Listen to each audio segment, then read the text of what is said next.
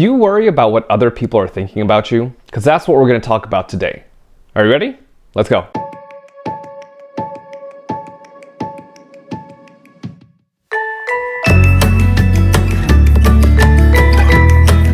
So there's this old story about a father and a son. They leave their village to go and find and buy a donkey in another village. And on their way back, they are walking next to the donkey. And they hear some people from the village saying, like, man, that's a stupid use of a donkey. Why'd you buy it in the first place? And so both father and son get on the donkey and start riding on the donkey on the way home.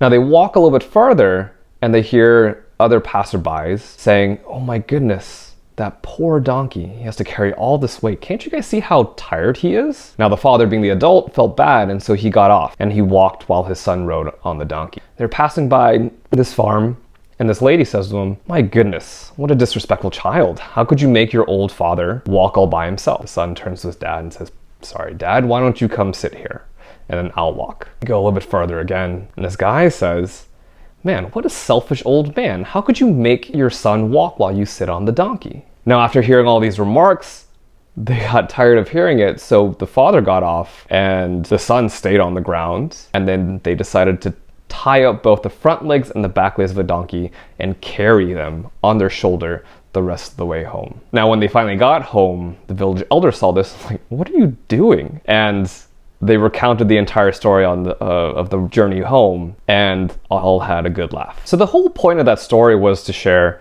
that you can't please everyone. Now, when I was thinking about the story and other people's opinions, or OPOs for short, I was also reminded of this comic that I saw this one time. Now, I'm going to try and describe it, so just hang with me here. Right? But you see this person standing there, and he has a little thought bubble over his head as he's walking down the street. And he's thinking to himself, I wonder what they're thinking about me. And then in the comic, you see a bunch of other people too, just across the page, and they all have the same thought bubble as well. I wonder what they're thinking about me. And when I saw this comic, I mean, it's a one-panel comic, right? With really just one sentence on it. And it was so eye-opening because it really brought to light that nobody's actually thinking about you. They're only thinking about themselves. So if everyone's only thinking about themselves, what does that mean about how they respond to you? What I'd like to present to you is that how people respond isn't necessarily a reflection of you and what you're doing, but it's more about a reflection of them and how they think and feel. The thing is, as humans, we're kind of trained and taught to care about what other people think. Growing up, our parents shared certain insights and expectations, right? Where you then have to worry about, oh, what would my mom think or dad think about this? Would I get in trouble? Right? Or what would my friends think about this if I did this? What would other people in the community think about this if I acted in this way, right? And we attach our own value to other people's thoughts and opinions.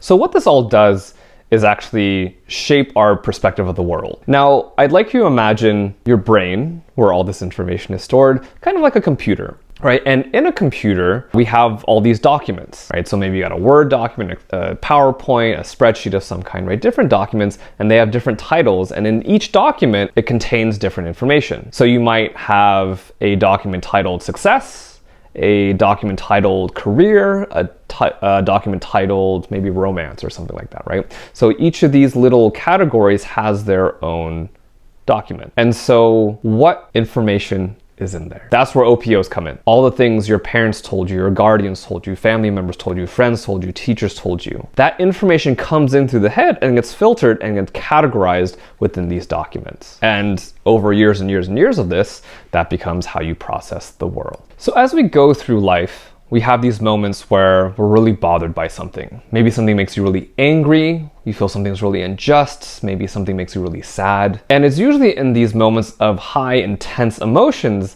that we actually start to think about, why do I feel this way? Why is this so upsetting? Now, there are other moments too where something happens and you feel a certain way, you think a certain way, but then you're like, that doesn't make sense. Why do I even care about this? Now, I was reading this book by Vishen Lakhiani called Code of the Extraordinary Mind.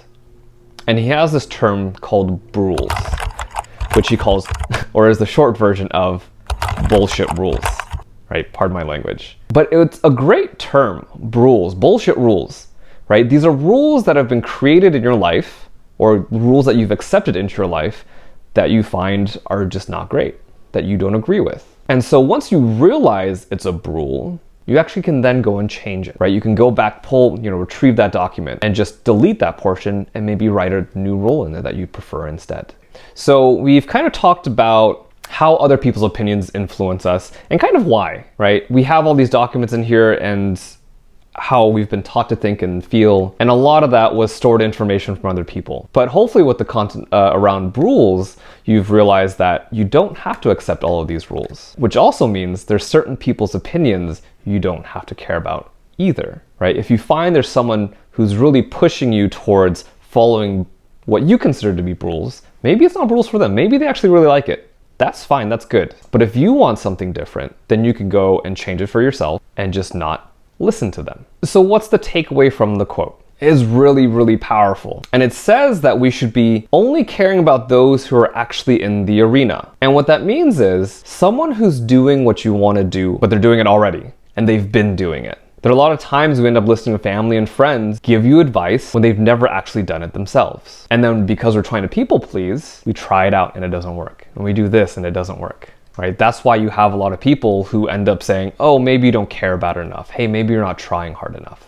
This is something I've noticed for myself as I've worked with people who are further ahead and better and more successful or whatever it is. As long as I've tried, they've been very, very kind and understanding to me. But the ones who are the harshest critics have been the ones who've actually never done what I'm trying to do. That's an interesting pattern. That's really interesting to know and think about.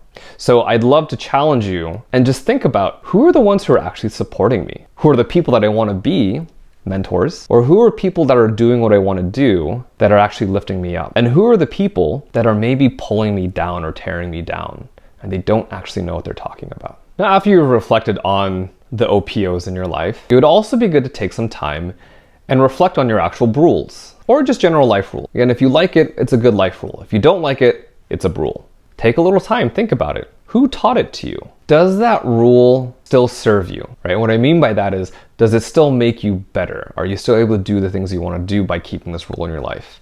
If it is, then keep it, right? Again, that's a rule. That's a good life rule to have. But if you find that's holding you back, keeps you timid, keeps you scared, keeps you worried, most likely it's a BRULE, and you'd really want to consider getting rid of it somehow.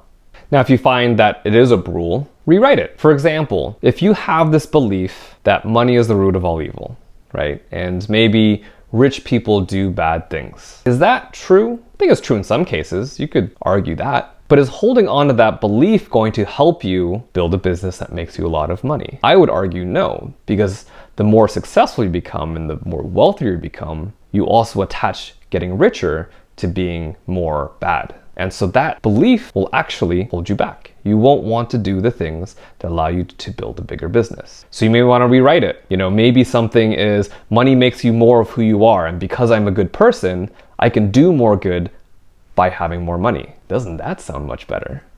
Doesn't that sound much more exciting? And then you can start finding people and meeting people who hold a similar belief and rule and see how they live their lives and spend time around them so you get to hear that more often rather than hanging out with the people from your past who told you these BRULES in the first place. All right, guys, thank you so much for sticking with me till now. Let me know in the comments below what your thoughts are. What are some rules? What are some new rules that you're going to set up for yourself? Thanks so much, guys. Take care.